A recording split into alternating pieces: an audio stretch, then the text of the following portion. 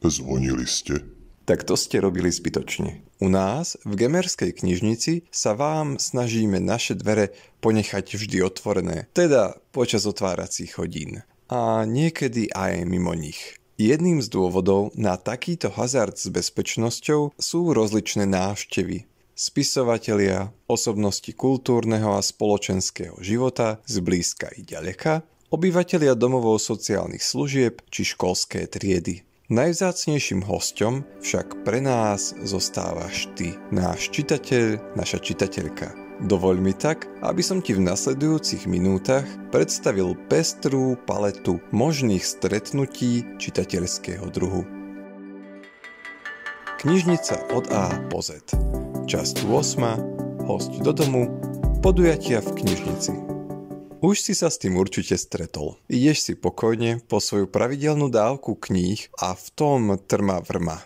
Tu sa prezentujú miestni remeselníci, tam sa debatuje s poetkami, v záhrade súťažia deti a na poschodí radí numerologička a životný kouč. V prípade, že si sa s takouto konšteláciou knižničných hviezd nestretol, pozývame ťa na naše malé, veľké knižničné sviatky. Jedným z nich je celkom príznačne podujatie s názvom Deň otvorených dverí. Väčšinou sa s ním spája riziko zvýšeného výskytu sviatočných čitateľov. Podobne však môžeš v rámci tohto dňa nadabiť na obyčajných ľudí s neobyčajnými povolaniami. Na zatiaľ poslednom DODčku si mohol zažiť moderátorku aj rockera v roli knihovníkov, zapojiť sa s deťmi do hier s ekologickým posolstvom či spoznať tajomstvá kníh z nášho regiónu. Čo povieš? Oplatilo sa nám tie dvere nezabuchnúť?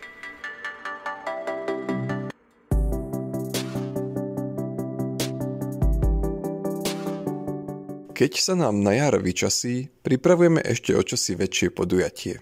Knižničný festival. V doterajšej bilancii vzájomných zápasov s počasím prehrávame pri podujatí záhrada plná kníh na celej čiare. Predpokladáme, že dážď sa chce festivalu tiež pravidelne zúčastňovať. Možno si myslí, že nám svojou prítomnosťou navýši povestnú knižnú úrodu. Tak či onak, zober si pre istotu do ruky dáždnik a hýbaj k nám. Či sa budeš nudiť? Rozoberme si to na drobné. Pokocháš sa výrobkami šikovných Gemerčanov a kolegov z kultúrnych organizácií. Stretneš regionálnych aj cezpoľných spisovateľov. Skúsiš brušné tance a naučíš sa správne dýchať. Spoločnosť pri čítaní ti urobí najlepší priateľ človeka. A možno príde aj kúzelník.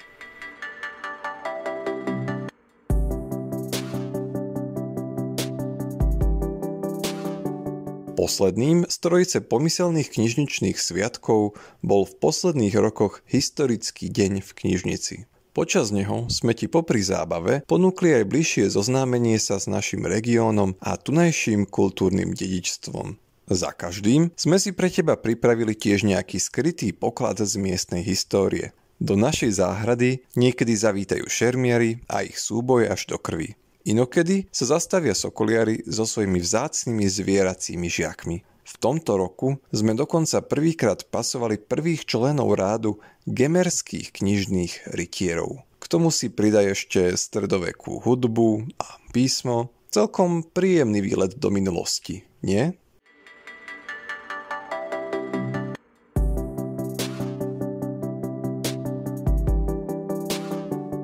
Medzi vzácnych návštevníkov sa samozrejme radia spisovatelia a spisovateľky. A je nám jedno, či žijú pri Betliarskom kaštieli alebo na Bratislavskom hrade. Pokojne môžu pricestovať MHDčkou či medzinárodným letom. V skratke, milujeme všetkých, čo milujú písané slovo. A boli by sme radi, ak by ste na stretnutia s nimi prichádzali častejšie. Prečo? Lebo to za to stojí. Prísť zadarmo a porozprávať sa o knihách. Obľúbených hrdinoch, nenávidených záporákoch, kvalitnej obálke a nekvalitnej väzbe, životných prioritách a malých veľkých potešeniach. Autori nehryzú a my knihovníci zatiaľ tiež nenosíme náhubky. Pokojne sa zastav a naočkujeme ťa kvalitným literárnym posedením. Knižnica od A po Z.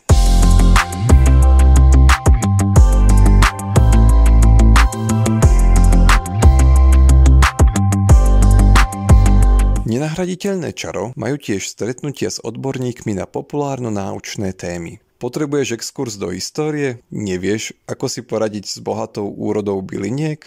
Chceš sa konečne naučiť správne triediť odpad? Prednášky a prezentácie v knižnici ti tak padnú doslova na úrodnú pôdu. Ako si mohla zachytiť, rozpätie tém je prinajmenšom také široké ako náruč knihomoľa pri predvianočnej návšteve kníhkupectva. Snažíme sa tiež inšpirovať všetkým, čím sa s nami radi podelíte. Akým spôsobom to funguje? Úplne prirodzeným. Keď nás počas určitého obdobia väčší počet vás, čitateľov, opakovane osloví so žiadosťami na podobný typ kníh, ako si už predvídame, že máme dočinenia s potenciálnym námetom na ďalšie stretnutie.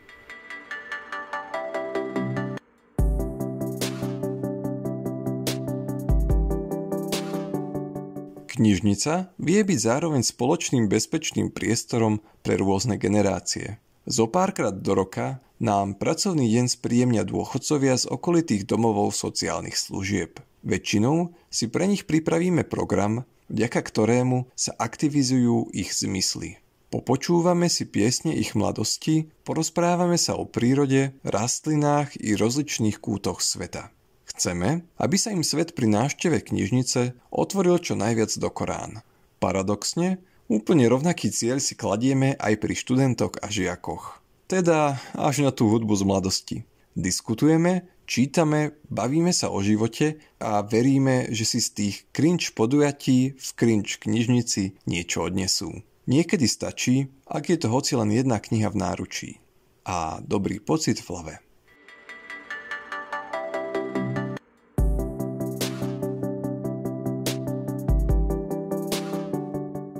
Úplnou topkou však pre nás stále ostávaš ty, čitateľ a čitateľka na druhej strane pultu. Veď sme tu pre teba. I vďaka tebe.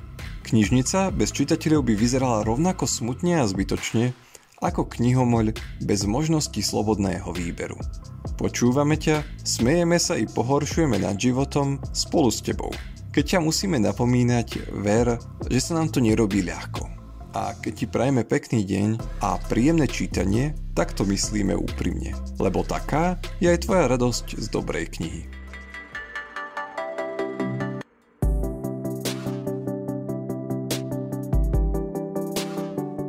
Na našom putovaní knižnicou od stanice A po stanicu Z si už zažil 8 rozličných zastávok. Najbližšie sa na teba tešíme pri písmenku I. Dovtedy sleduj naše sociálne siete, kde sa ťa tiež snažíme udržať v príjemnom napätí rozličnými aktivitami počas celého roka.